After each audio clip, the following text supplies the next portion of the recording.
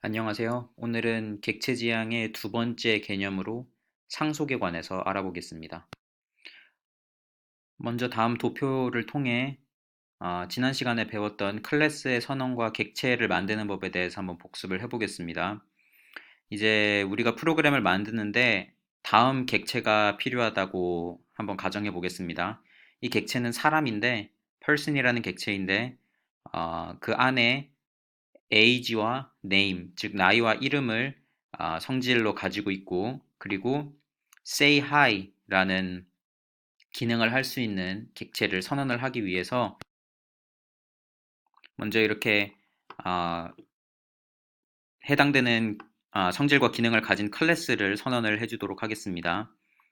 이제 곧 클래스의 이름은 우리가 새로 선언할 객체의 타입이 되겠죠. 지난 시간에도 설명했다시피 새로 클래스를 만드는 것은 새로운 타입을 선언하는 것과 같은 의미입니다.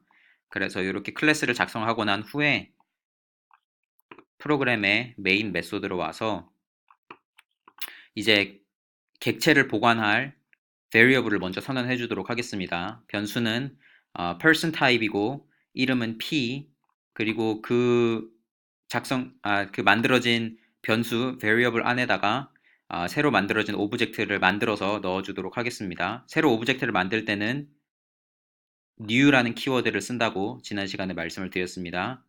new라는 키워드, 그리고 나의 클래스 이름, 괄호. 나중에 컨스트럭터의 개념에 대해서 조금 더 배우고 나면 이제 이 구문이 좀 더 잘 이해가 되실 텐데, 일단 객체를 만드는 것을 클래스 이름을 쓴 후에 괄호를 붙여줌으로써 클래스 이름을 만든다고 해둡시다. 그래서 이런 식으로 new 키워드와 클래스 이름 그리고 괄호를 통해서 새로운 오브젝트 객체를 만든 후에 이 객체를 넣어주도록 하겠습니다. 지난 시간에도 설명했다시피 새로운 클래스를 만드는 것은 새로운 타입을 선언하는 것이고, 그 하나의 타입으로 선언된 객체는 그 타입으로 선언된 변수 안에만 들어갈 수 있다고 말씀을 드렸습니다. 다시 말해서 객체와 변수는 타입이 같아야 합니다. 이것이 int 타입이라면 이 친구도 int 타입이어야 하고, 지금은 우리가 person 타입, 우리가 새로 선언한 클래스의 타입에 대해서 이야기하고 있으므로 person 타입이라면 person 타입, 이렇게 타입을 맞춰주는 것을 기억하시기 바랍니다. 자, 이제 우리가 이 프로그램을 조금 더 확장을 시켜보도록 하겠습니다. 이제 person과 비슷한 성질을 가진 객체를 만들고 싶은데, 거기다가 조금만 더 추가해서 이렇게 고객에 관한 객체를 만든다고 한번 해봅시다. 이 고객이라는 객체는 person, 즉 사람으로서의 기능, 나이와 이름 등을 그대로 가지고 오면서 플러스 이 예산, 뭐 가진 돈, 요런 것을 하나의 성질로 더 지정을 해주려고 합니다. 그리고 당연히 고객이니까 물건을 살 수 있는 기능성도 추가가 되어야겠죠. 그래서 이런 어, 성질과 기능성을 추가를 해서 클래스를 하나 더 작성을 해주려고 합니다. 예전에 이제 상속이란 개념이 없을 때는 복사, 붙여넣기 함으로써 그대로 필요한 성질들이나 이런 것들을 가지고 올 수 있었는데, 이제 상속이라는 개념이 생기면서 이러한 과정들이 조금 더 간편해지게 되었습니다. 이것에 대해서 오늘 자세하게 알아보도록 하겠습니다. 먼저 상속은 어떻게 일어나는가에 대해서 조금 말씀드리면, 이런 식으로 새로운 키워드를 저희가 하나 배워야 될 필요가 있는데, 그 키워드는 extends라는 키워드입니다. 그래서 커스터머 클래스를 그냥 이렇게 이름만 써서 생성하는 것이 아니라 클래스 커스터머를 쓸 때 여기다가 extends라는 키워드와 같이 쓰고, 그리고 우리가 가지고 오고 싶은, 상속하고 싶은 클래스, 즉 우리는 이 person 클래스 안에 있는 기능성과 이런 모든 것들을 커스터머로 가지고 오고 싶기 때문에 여기다가 person 클래스를 가지고 오고 싶다라고 써준 후에 클래스를 선언할 수 있습니다. 색깔을 조금 바꿔서 보기 쉽도록 표시를 하겠습니다. 그래서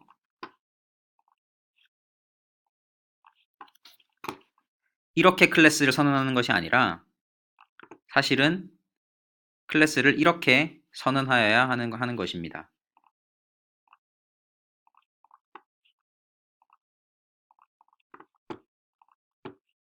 이제 이런 식으로 클래스 커스터머 뒤에 extends person 이라고 이렇게 씀으로써 person 클래스에 있는 기능성과 이런 모든 것들을 커스터머 클래스로 가지고 올 수 있습니다.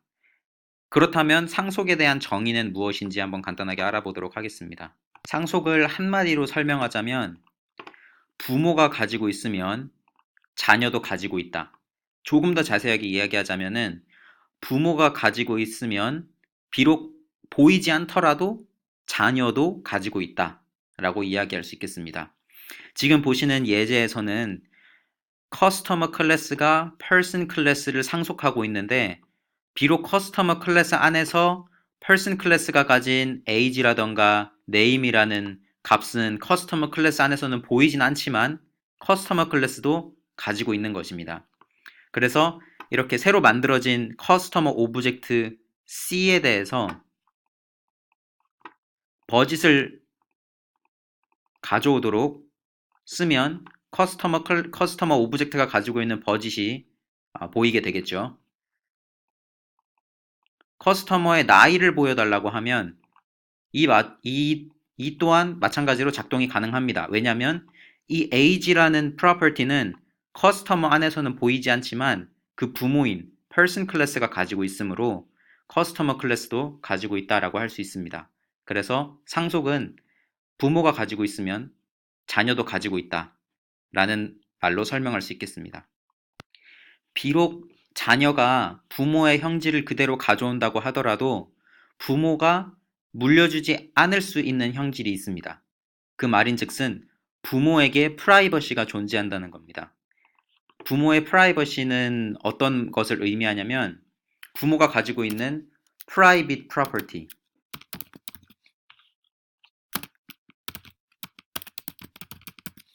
그래서 예를 들어서 이 person 클래스 안에 이런 식으로 private int parents라는 변수가 있다고 칩시다. 그리고 커스터머 클래스가 person 클래스를 상속하므로 커스터머 클래스 안에서 이 parents라는 프로퍼티를 불러오고자 이런 식으로 작성을 한다면 c.parent 이런 식으로 작성을 한다면 이 코드는 컴파일 에러가 나게 됩니다. 왜냐하면 자꾸 색깔이 바뀌는지 모르겠는데 이 parents는 부모의 private property, 즉 다른 말로 하면 부모의 프라이버시이기 때문에 상속 관계에서 자녀 클래스로 넘어가지 않는 형질인 것입니다. 또 상속에 대해서 한 가지 더 우리가 이해하고 넘어가야 될 점은 자녀는 부모 타입이다 라는 것입니다. 아까 전에 제가 위에 person에 대해서 설명드릴 때 우리는 새로운 타입 person을 선언했고 그리고 person 타입의 객체는 person 타입의 변수 안에 들어갈 수 있다 라고 설명을 드렸는데 여기 커스터머도 마찬가지로 커스터머 클래스의 객체는 커스터머 클래스의 변수 안에 들어갈 수 있다는 식으로 이 도표가 이해가 됩니다. 하지만 우리가 이 코드를 이런 식으로 바꿔도 이 코드는 정상적으로 작동을 합니다. 왜냐하면 자녀, 즉 여기서 얘기하는 커스터머는 곧 부모의 타입도 되기 때문입니다. 그래서 커스터머는 단순히 커스터머 베리어블 안에만 들어갈 수 있는 것이 아니라 부모의 베리어블, 부모 타입으로 선언된 베리어블 안에도 들어갈 수 있습니다. 그래서 예를 들어 person 타입으로 선언된 커스터머가 있고 person 타입으로 선언된 guest라는 클래스, 즉 guest extend person 이라고 선언된 클래스가 있다고 치면 이 person 클래스 안에는 세 가지 다른 종류의 variable이 들어갈 수 있는 겁니다. person 타입의 variable, customer 타입의 variable, 그리고 guest 타입의 variable도 person 타입 안으로 들어갈 수 있습니다. 하지만 여기서 지금 이렇게 보면 person은 커스터머의 부모이기도 하면서 게스트의 부모이기도 한데 게스트하고 커스터머 사이에는 아무 관계가 없죠. 그래서 게스트로 선언된 변수 안에 커스터머 타입을 넣는 것은 불가능합니다. 이 두 타입은 다른 타입입니다. 하지만 부모는 자녀 타입이다 라는 말을 기억해 두시면 좋을 것 같습니다. 이제 예제를 통해서 조금 더 자세하게 알아보도록 하겠습니다. 자, 아까 예제에서 한번 도표로 그려봤던 코드들을 이렇게 실제 코드로 작성을 해 보았습니다. 먼저 person 클래스를 선언을 했고, 그리고 이 person 클래스는 name과 age, 즉 나이와 이름을 각각의 형질로 갖고, 그리고 기능, 예제선 you say hello 하나밖에 없었죠. 지난 시간에 썼던 코드를 그대로 가져왔기 때문에 지금은 두 개가 있는데 이 밑에 건 무시하셔도 좋습니다. 여기 보면은 이제 say hello, say hi 이런 기능성이 있고, 그리고 커스터머 클래스를 또 만들었습니다.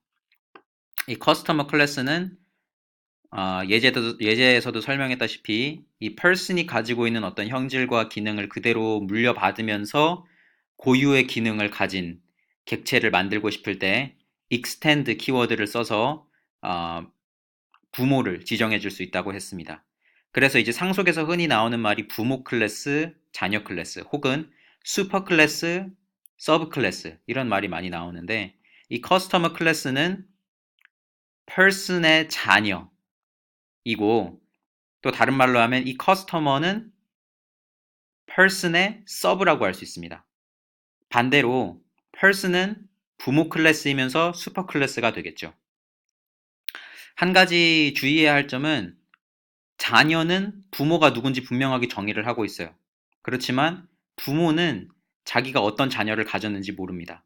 그래서 자녀 클래스에 있는 어떤 기능성을 가지고 부모 클래스로 끌고 온다. 이거는 사실상 불가능한 것입니다. 그래서 이렇게 부모 클래스인 person 클래스, 자녀 클래스인 customer 클래스를 이렇게 선언을 해봤고, 이거를 실제로 사용하는 예제를 작성을 해봤습니다. 자, 여기 이렇게 보면 이 두 줄은 예제에서 봤던 것과 같은 두 줄입니다. person 클래스의 person 클래스 타입의 변수 p 안에 person 클래스 타입의 객체 variable person을 집어넣는 구문이죠. 마찬가지로 커스터머 클래스의 변수 안에 커스터머 클래스의 객체를 집어넣는 과정입니다. 그리고 마지막에 자녀는 곧 부모 타입이다 라는 말씀을 드렸는데, 이렇게 person 타입 안에 커스터머 클래스 안에 객체를 넣어도 정상적으로 작동하게 됩니다. 자, 이 아래 세 줄을 보시면 분명히 커스터머 클래스 안에는 이름이나 나이 같은 형질이 없습니다. 그렇지만 커스터머 클래스에서 이름을 불러서 존이라는 이름을 지정을 해줬을 때 정상적으로 들어감을 볼 수 있습니다. 왜냐하면 부모가 가지고 있으면 자녀도 가지고 있습니다. 보이지 않더라도 가지고 있습니다. 이것을 잘 기억하시기 바랍니다.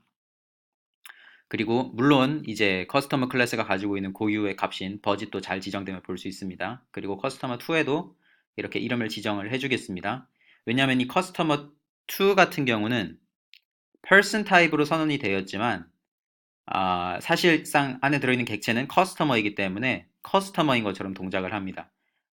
그래서 이 코드를 한번 실행해 보도록 하겠습니다.